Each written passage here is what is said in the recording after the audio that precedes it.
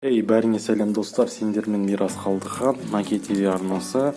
Енді бүгінгі видеода сендерге Xiaomi 6 Pro смартфонына толыққанды обзор жасап көрсететін боламын. Бұл смартфонды мен Қытайдан заказ бергенімді алдыңғы видеолардан көрген боласыңыздар. Енді коробкада не бар екенін сіздерге айтып кетейін. Мына коробканың сырты мынандай ішінде коробкада болады. Осының ішінде гарантия, сондай талондар, гайд, яғни инструкциясы бар. Сосын осының ішінде осындай бір жақсы силикон дегенде прозрачный неден жасалған чехол бар. Жақсы, негізі качествосы жақсы. Сосын телефонның өзі, потом мынандай наклейкасы, потом осындай жерде скрепкасы бар.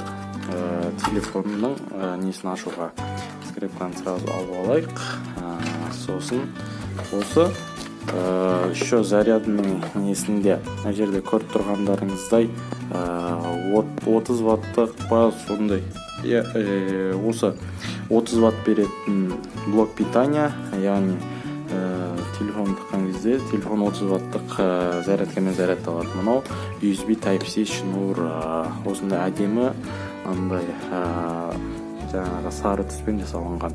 Телефонның өзіне келетін болсақ, мыналардың бәрін алып тастап, телефон менде жүргеніне уже бір айдай болды. Осы уақытта жақсы өзін көрсетті. Мына көріп тұрғандарыңыздай телефон былай ұстасаң бір жеңіл 200 граммдай бар. Телефонның алдына келетін болсақ, мына жерде екі камерасы бар.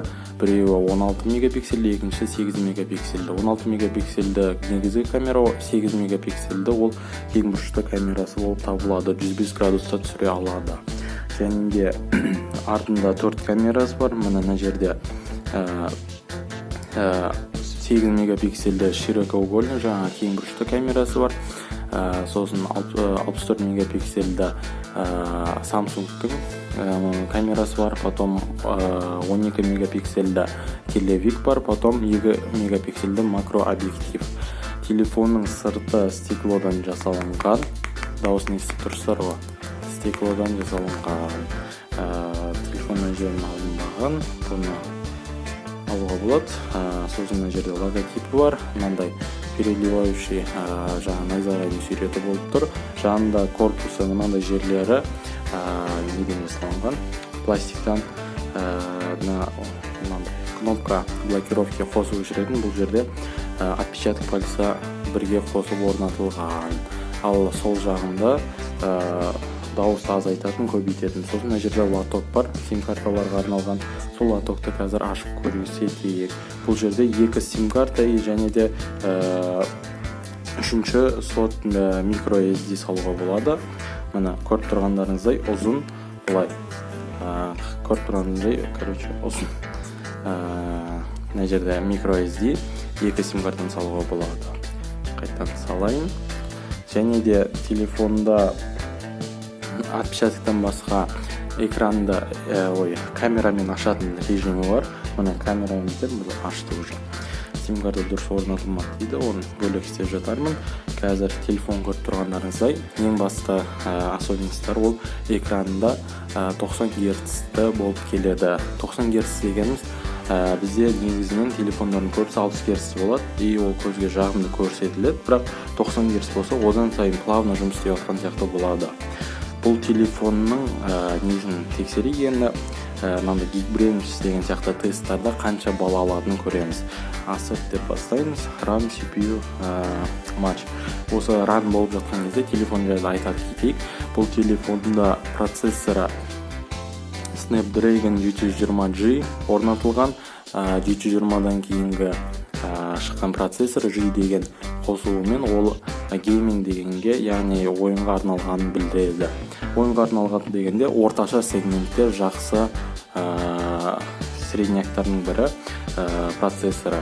Процессоры любой ойында высокий настройкада көтереді, оңай ойындарда ультра настройкада көтереді, PUBG-ларда высокий настройкада көтереді, ол автоматически қосқан кезде сразу сондай настройкаға түседі.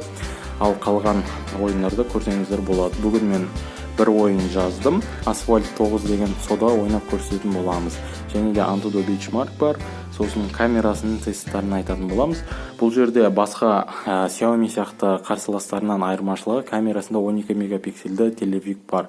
Ол бізге Xiaomi'лармен салыстырғанда оларда широкоугольный, яғни кең бұрышты камерасы болады. Сосын 64 немесе 48 мегапиксельді камерасы болады. Потом мына жерде 2 немесе 5 мегапиксельді портретке арналған камера. Ол просто маркетинг ход, оның пайдасы жоқ десек те болады. Сосын 2 мегапиксельді макрообъектив болады. Ол да тоже маркетинг ход. Негізі оны көбісі қолданбайды, қолдансаң да болады, оны қазір сіздерге көрсетіп жатамыз. Просто Xiaomi-мен айырмашылығы, бұл жерде телевик қосылған. Телевик 2-кратный зуммен, яғни 2 рет жақындатқан кезде без потери качества жақындатады. Сосын диафрагмаларын айтсақ, 64 мегапиксельді камерасында 1.8 диафрагма, телевикте 2.3 по-моему, сосын широкоугольныйда 2.5, ал макрода почти вообще аз 2.5 па, тоже сондай. 2 мегапиксель болғаннан кейін ол қатты качествосымен онша не қылмайды, сондықтан оны ешкім түсіргісі келмейді ода. Телевикпен кең бұрыштысы жақсы, основной да жақсы. Бұған еще мен Google камераны жазып алдым. Сонымен неше түрлі күшті фотолар шығады, соны сіздер көретін боласыздар. Қазір біткенше мынаны достар бітті. Тестіміз бұл жерде бірінші одноядерный тестта, яғни бір ядролық тестта 574 балл алыпты, ал многоядерный тестта 1788 балл алған. Бұл жақсы көрсеткіш десек болады өзінің балына дейін, өзінің сегментіне. Бұл мен айта кетейін, Қытайдан 100 мыңға алдым. Қазақстанда қазіргі бағасы 130 мыңнан сатылып жатыр примерно, ал шыққан кездегі бағасы 160 мыңдай болған. Және процессор туралы айтатын болсақ, бұл жерде 2 ядросы 2.32 ГГц жұмыс істейді. Ол мықты ядролары, яғни ал қалған 6 ядросы 1.8 энергоэффективный деп аталынады. Сол в основном осындай сингл корда, мына жерде яғни бір ядролық тестта, мына жерде басқа смартфондардың шығарған тесттарын балдарын көрсетіп тұр. Мына жерде OnePlus 8 Pro қанша жинағандарын көрсеткен. Бұл телефонның несі 574 болса, бұл Galaxy A71-ден озады, Note 8 Pro-дан озады, сосын Pocophone-нан озады, Galaxy S8-нан озады 8-ден, ал Redmi K20 Pro-дан, Mi 9 Pro-дан қалады. Ал мультикордан көретін болсақ, яғни көп ядролы тестта бұл жерде 1788 жинаған болатын болса, Pocophone-нан қалып тұр. Pocophone F1-ден примерно сол шамалас болып тұр қазіргі несі. A71-ден озып тұр, Note 8 Pro-дан озып тұр, S8 солардан озып тұр. Note 9-лар бұл жерде жоқ, бірақ олардан да озады. Себебі озғанда екеуінің процесі бірдей, сондықтан оспайды деген айтамын. Ал енді CPU-Z-ға кіріп көрейік. Бұл жерде процессор туралы тағы да. Енді девайс туралы айтатын болсақ, бұл жерде экраны алдыда 57 дюймдық IPS экран. Разрешениесін көріп тұрғандарыңыздай 1080-2400, 400 DPI, яғни жақсы көрсетіледі көзге. Бұл жерде озуы 8 гигабайт, мына жерде 7577 деп жазып тұр. 4500 қазір бос тұр. Өзінің памяті 128 гигабайт, оның 69-да 7 гигабайты бос тұр. Система туралы айтатын болсақ, бұл жерде Android 10 және де Realme UI дегеннің бірінші версиясы орнатылған. Android 11-ге құдай қаласы декабрьда, яғни желтоқсан айында арнайы етіледі, жаңартылады деп айтылып тұр. Бұл жерде батареясының өлшемі 4300 мА. Бұл жақсы көрсеткіш. Bir күнге 1,5 күнге жетеді. 90 Гц-ті экран қосылып тұрғанның күннің өзінде. Сосын бұл жерде быстрый заряд, яғни намен тез зарядтауға болады. 0-ден 100%-ге дейін 57 минутта, яғни 1 сағатта зарядталынады. Енді AnTuTu-дің тестін қосып көрсетейік сіздерге. Мына жерде бастаймыз.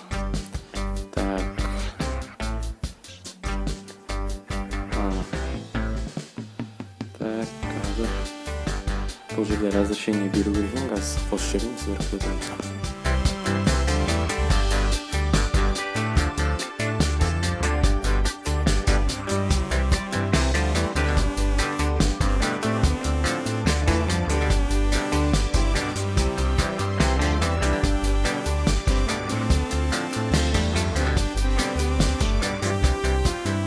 достар, көріп тұрғандарыңыздай Antutu'да 284.233 балл жинады.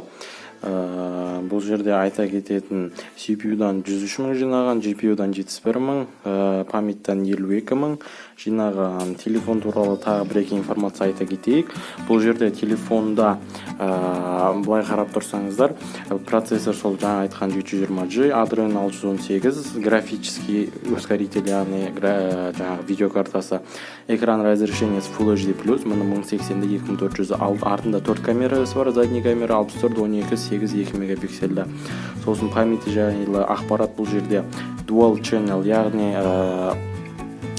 қалай айтатын, в общем, екі память қойылған, 4 гигабайттан и тезірек жұмыс істейді. Бұл 8 гигабайт ауызуды береді, және өзінің памяті 128 гигабайт. Ол UFC 2.1 технологиясы бойынша жұмыс істейді. Dual Channel деген двухканальный режим работы оперативной памяти деген бар. Сондай LPDDR4X технологиясы бойынша жасалынған.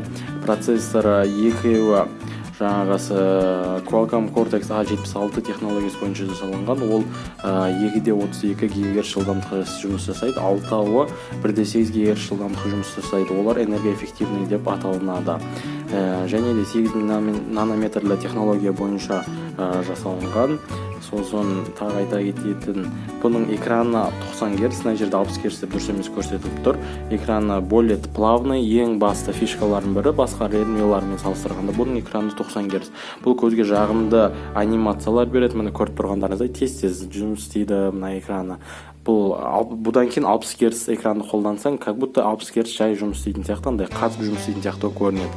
Және де 720 Snapdragon 720 жаңағы күнделікті жұмыста, яғни соцсет, яғни Instagram, WhatsApp, Telegram, сол сияқты нәрселерге бұл жақсы, ешқандай қатпайды, ойын ойнасаң да қатпайды. 8 гигабайт ол әрқашанда сізге любой жерге кіресіздер да, сосын келесінде уже басқа қалай айтсам, басқа приложение кіргеннен кейін ана приложение өшіп кетпейді.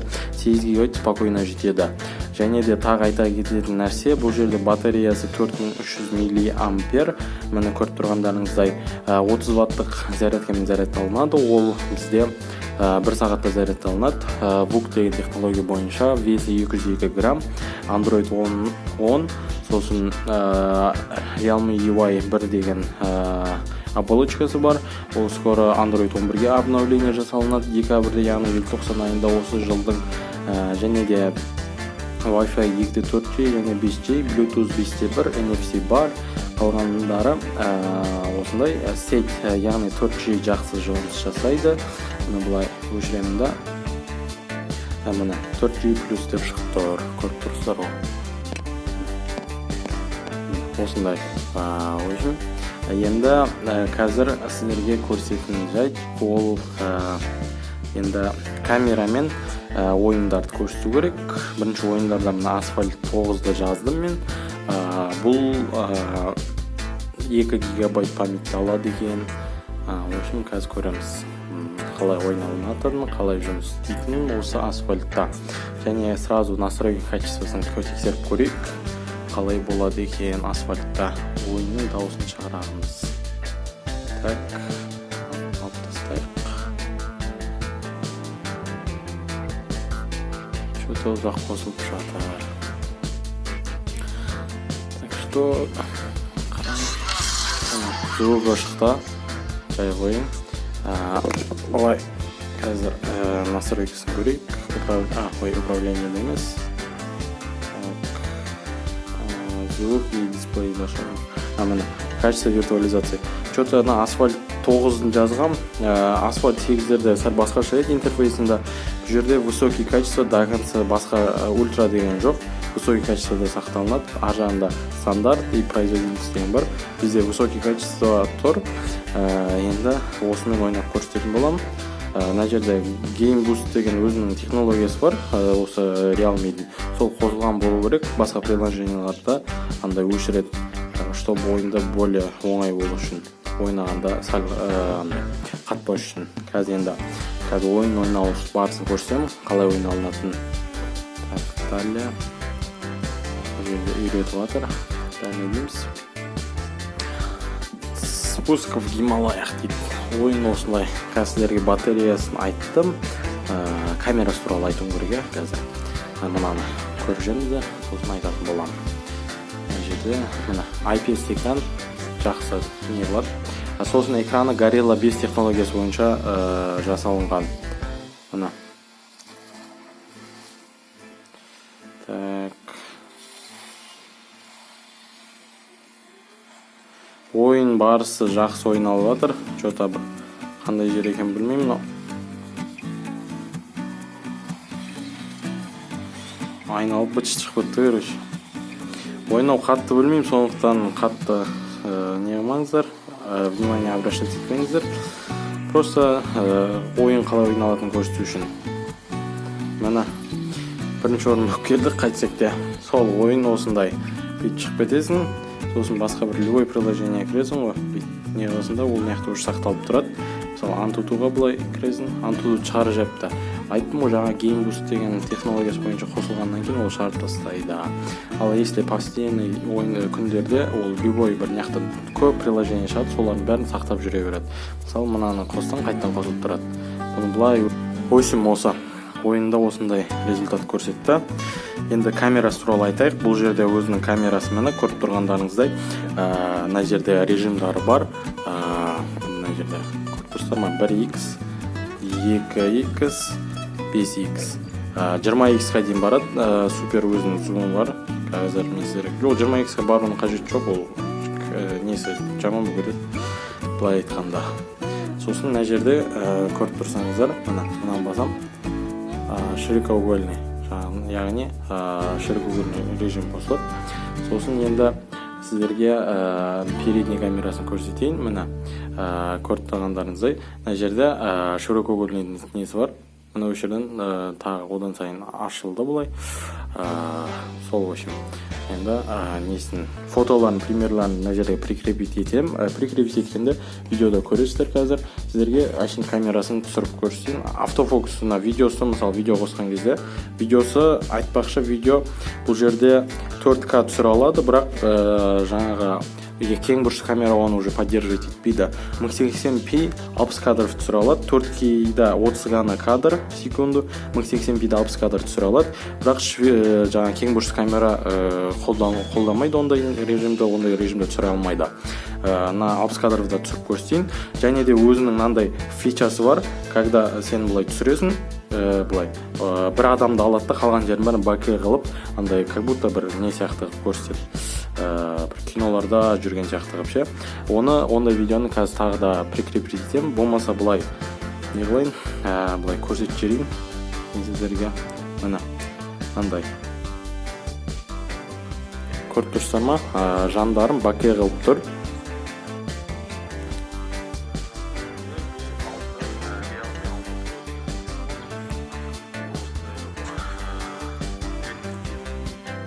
Бұл передний камерамен түсірілген. Артқы фон андай әдемі болып көрінеді. Осындай алсаңыздар, осындай режимдар бар өзінің. Мына жерде автофокусировкасын көрейік. Енді видеомен қосып қалай не қылатын. Жылдам, мынандай жақындатқан кезде фокусты жақсы ұстайды. Тез ұстайды да. Осындай общем. Ночной режимі бар. Жаман деп те айта алмаймын, қатты жақсы деп те айта алмаймын. Себебі мынаяқта мен Google камера установить еткен. Бұл Google камераның ночной режиміне ешқандай камераның несі жетпейді Android'та. iOS-тан да озады бұл Google камераның ночной режимі. Мысалы сіздерге мынандай фото көрсетейін. Ол фото менде бар ма қазір? Ол фото өшіп кетіпті. В общем, былай айтқанда андай күшті қылып түсіреді ночной режимде, Google өзінің алгоритмдарын қолданып. Енді айта кеткен жайты осы. Бір нәрсені ұмытып кеткен болсам, комментарияда сұраңыздар, міндетті түрде жауап беретін боламын.